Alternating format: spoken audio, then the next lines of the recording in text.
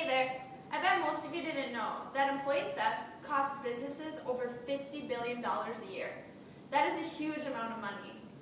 Employee theft is the act of stealing for use or misuse of one's employer's resources without permission. I want to inform you that employee theft is more common than one might think. Employee theft in the workplace is a big concern. Let's start with some different forms of employee theft. One form of employee theft is by the taking of raw material or inventory items. According to the Small Business Encyclopedia, 25 to 40% of all employees steal from their employers. Also, a form of employee theft could be by taking cash from registers or forging signatures. The correct term for this is embezzlement. Also, according to the Small Business Encyclopedia, theft activities may be accounted for 1 out of 5 business failures.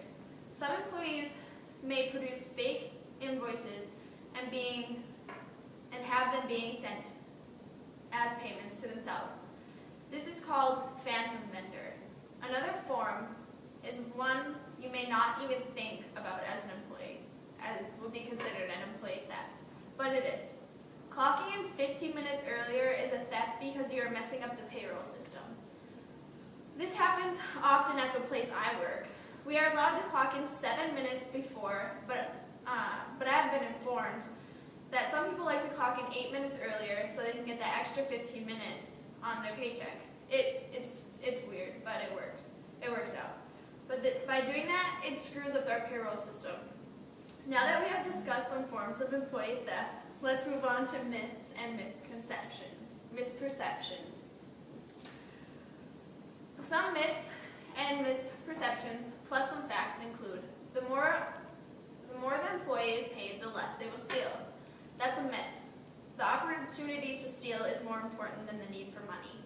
Some may think that you lose more from shoplifting than employee theft, which is also a myth. According to Jack Hayes, the facts show that 42.7% of the time, it is an employee that is responsible for the loss of revenue. And 35.6% show that shoplifting is the reason for the loss of revenue.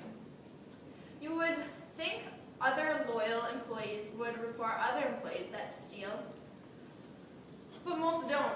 Not because they're scared, but because the majority of the time, employee theft goes undetected by management until the numbers show that something is wrong, incorrect. Now let's move on to some tips and ways to prevent employee theft.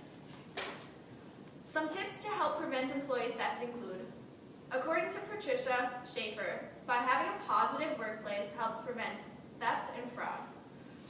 Like open lines of communication, employee recognition, and fairness.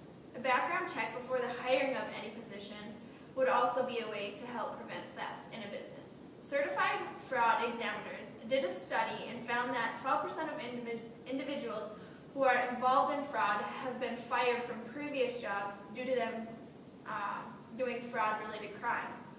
Having regular and random audit checks also help catch employee theft. My work also does this on a daily basis. Because I work in such a big business and they have so many employees they have to keep track of, it's more common than you think. According to Steve Ballmer, prosecution will hinder somebody from stealing from your business. When suspecting the worst, don't be afraid to address the problem. Employee theft in big corporate businesses and even small businesses are a big concern. At my work, they have a zero-tolerance policy on theft. They deal with it almost every day. People are getting more courageous when it comes to stealing. That concludes my speech. I hope that I have given you some knowledge on employee theft. Thank you.